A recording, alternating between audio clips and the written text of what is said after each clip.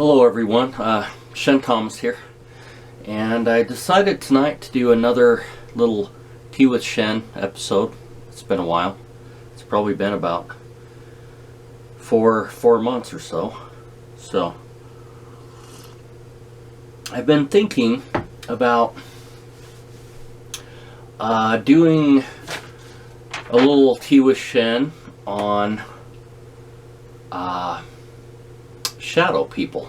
When I was a kid, I had experiences with these dark entities, in this old house that we lived in Salt Lake. It was an old home that was probably built in like the 1890s, so I'm sure the house itself had a lot of history. And we moved in when I was about maybe 5 years old, and so these experiences that I had in that house is basically what awakened me towards having an interest in things metaphysical, and things spiritual, things that are kind of beyond the physical, right? So of course, being 5 years old, I didn't really understand that so much. But I had probably 3 or 4 of these experiences, when I was, starting from 5 years old and then into my teenage years, right? And the first experience, kind of started off where on the ground floor in this house, it had like three levels. It was an old kind of Victorian house, brick, and hardwood floors, and the wood railings and banisters and that, kind of the old kind of pioneer home in Salt Lake. On the ground floor, it had kind of a long closet that was kind of narrow and deep, and it went underneath the stairs, right, that went upstairs to the upper levels of the house. And so it was kind of a scary little dark niche, that had a door. And so, when I would be walking through that room, sometimes my brother or my sister would be there, and they knew that that closet was kind of scary, right? And so if I'd walk by, they'd grab me and they'd push me into the closet and close the door, and then they would put their shoulder up against the door and hold it because, to kind of torment me and tease me as a kid. But the one thing that they didn't know is that inside of this closet there was some sort of dark entity. And so when they'd push me in there, they wouldn't really hear much from me, because when I was in there, you would get this this feeling of kind of like a thick atmosphere, almost like a pressure, at first, and then it would get more and more overbearing, and it was just kind of this dark energy that would weigh you down, and it would get to the point where you couldn't move or speak anymore. And so it was actually kind of a frightening experience for a little kid, because you're not used to something kind of holding you down that you can't see, but you can definitely feel this presence, as something that's kind of overwhelming or suffocating, right?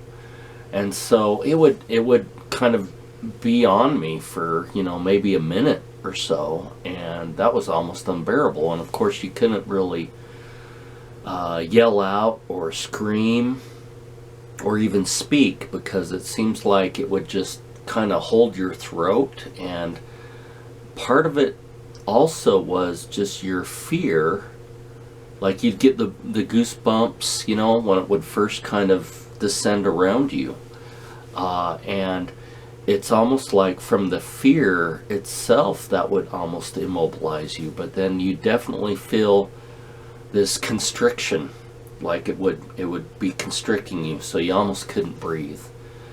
And I got this idea that it actually enjoyed the fear that you would have that it would invoke in you, from being surrounding you and kind of putting that pressure on you. So it was almost kind of like it was enjoying that, And then after, maybe 30 seconds, then it would let go, and I'd finally be able to yell and kind of pound on the door and push my way out. And by that time, my brother or my sister would have gotten bored and they would have left, And so that was kind of my first experience with like a dark entity. Was in that house. And then I noticed, some strange things in that house, but for the most part, I think I was maybe not that sensitive, or so I was kind of oblivious to it, but there definitely, must have been something that happened in that closet, maybe to other little children. And so I got this idea that it was possibly, an entity that was left over from emotional or psychic trauma.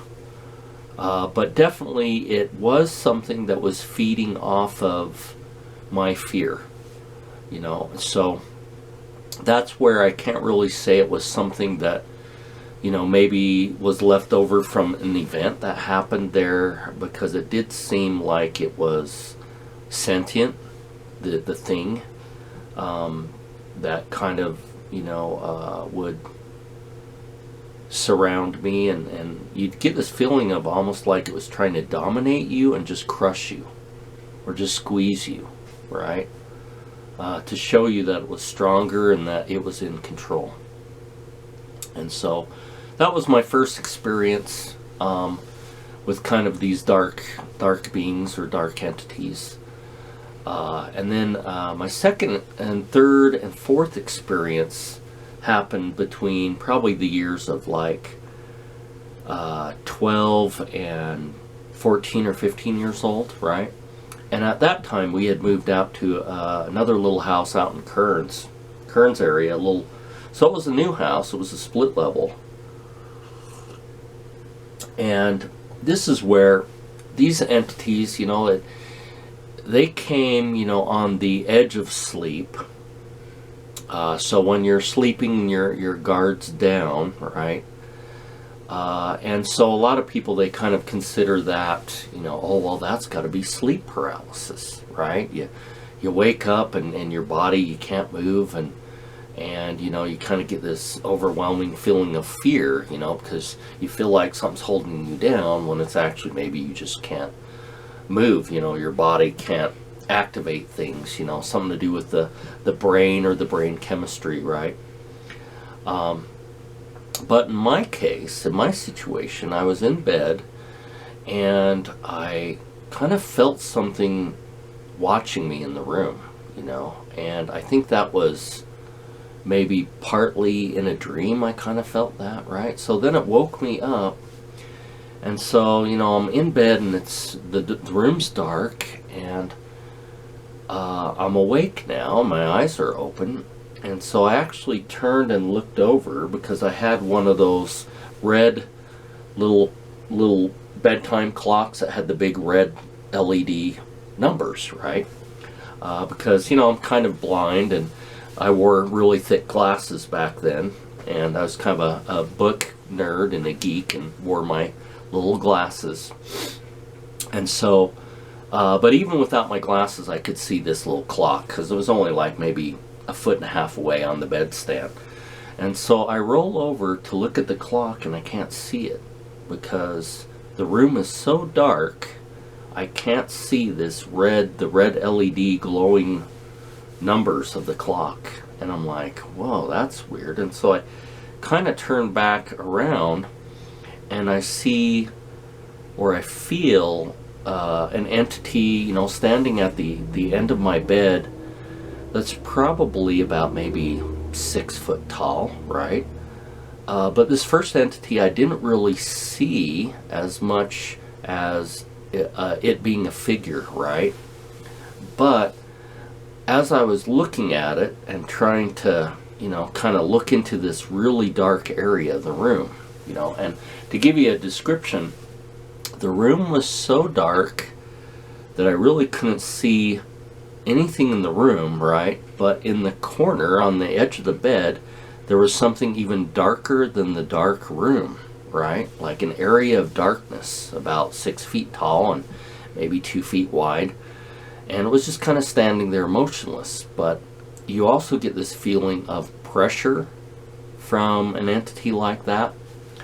And so what I mean by pressure is, if you're sitting in a bathtub, right, and you have the water filled up, and if somebody dunks something in the bathtub, then you feel the pressure in the water change, and you feel the water kind of lift, you know, as, you know, if somebody puts a bucket or something in the bathtub and they don't let the water in the bucket, but they just displace some of the water. Well, that's kind of the feeling that you have when these entities are in the room with you, is you kind of feel like maybe your senses are heightened a little bit, but it seems like the air in the room or the atmosphere in the room feels like it's at a certain pressure, and like this entity is displacing that pressure.